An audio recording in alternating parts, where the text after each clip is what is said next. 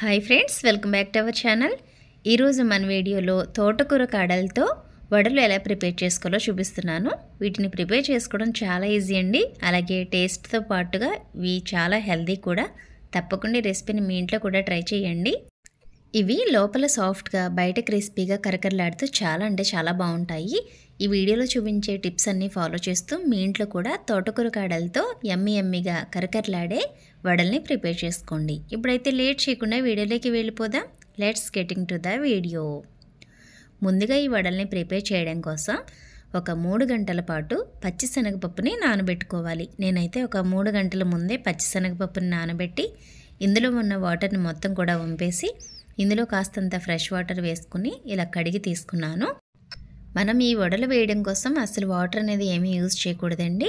So ఇప్పుడైతే mixie jar తీసుకోవాలి. ఇలా మిక్సీ జార్ తీసుకుని ఇందులోకి మనం ముందుగా రెడీ చేసి పెట్టుకున్న ఈ శనగపప్పుని వేసుకోవాలి. శనగపప్పుని వేసుకునేటప్పుడు బౌల్లో అడుగున వాటర్ అది ఉంటుంది కాబట్టి ఇలాగా వాటర్ ఏమీ బయటికి రాకుండా పప్పును మాత్రమే యాడ్ చేసుకోవాలి. నేనైతే శనగపప్పును ఎక్కువే తీసుకున్నాను కాబట్టి ఇలా పెద్ద మిక్సీ జార్లో వేసుకున్నాను. మీరు తక్కువ క్వాంటిటీలో తీసుకున్నప్పుడు చిన్న మిక్సీ జార్ని తీసుకోండి. సో ఇలా పప్పును వేసుకున్న తర్వాత ఇందులోకి తోటకూర కాడల్ని కూడా యాడ్ చేసుకోవాలి. తోటకూర కాడల్ని కూడా చిన్న చిన్న ముక్కలుగా కట్ చేసుకుని వీటిని కూడా శుభ్రంగా కడిగి రెడీ చేసుకున్నాను. ఇందులోని వాటర్ ఏమీ బయటికి రాకుండా చక్కగా వాటర్ అంతా కూడా పక్కకి వంపేసుకుని ఇలాగా కాడల్ని మాత్రమే తీసుకోవాలి.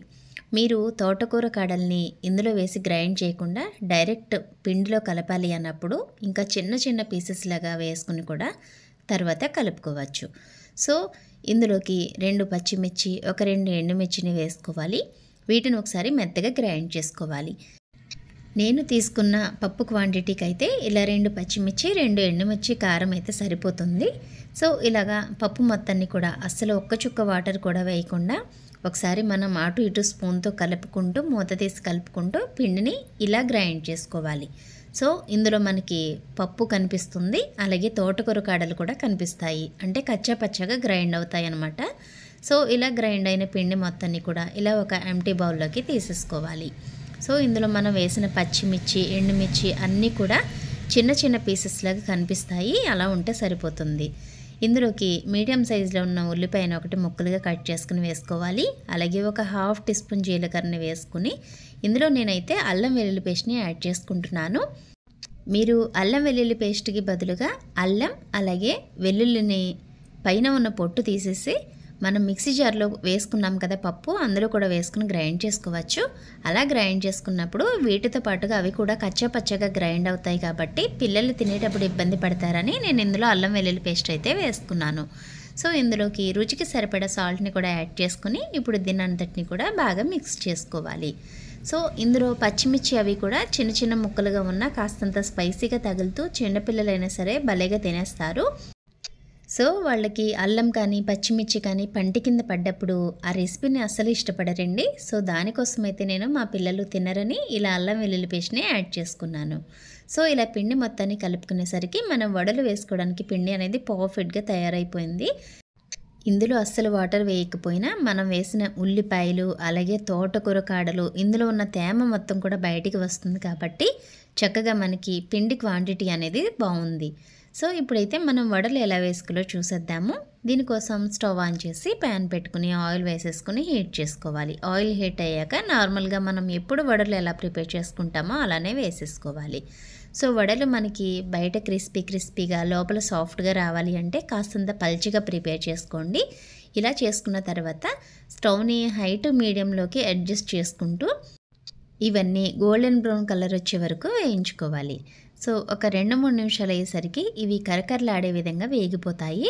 ఇలా వేగినప్పుడు వీటిని ఒక ప్లేట్లోకి తీసేసుకుందాము. సో చూస్తున్నారు కదా, ఏ మాత్రం కలర్లోకి వేగితే సరిపోతుందండి. అన్నింటినీ కూడా ఇలానే వేయించుకొని తీసుకోండి. ఇవి మీకు ఇంకా పైన కూడా సాఫ్ట్గా కావాలి అన్నప్పుడు కాస్తంత ముందు తీసేసుకోండి, సరిపోతుంది.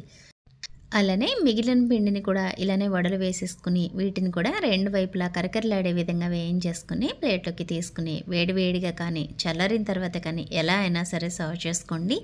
చాలా చాలా ఎక్సలెంట్గా ఉంటాయండి. పిల్లల నుంచి ముసలి వాళ్ళ వరకు ఎవరైనా సరే ఒక్క ముక్క కూడా వదిలిపెట్టకుండా తింటారు, అంత బాగుంటాయి. సో తోటకూర కాడల్ని కర్రీస్లో కూడా వేసుకోవచ్చు. సో మీరు కర్రీలాగా యూజ్ చేయనప్పుడు ఇలా వడల్లాగా స్నాక్స్ ప్రిపేర్ చేసుకోండి. అలాగే మార్నింగ్ బ్రేక్ఫాస్ట్ లాగా కూడా చేసుకోవచ్చు. సో అలాగే తోటకూర కాడలతో ఊతప్పాలు కూడా ప్రిపేర్ చేసుకోవచ్చండి. రాబోయే వీడియోస్లో తప్పకుండా వాటిని కూడా మీకు చూపిస్తాను. సో ఇలాంటి మరిన్ని వీడియోస్ కోసం వెంటనే మన ఛానల్ని సబ్స్క్రైబ్ చేసుకుని నేను పంపించే ప్రతి వీడియోకి లైక్ అయితే చేయండి.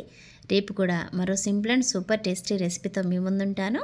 అంతవరకు థ్యాంక్స్ ఫర్ వాచింగ్.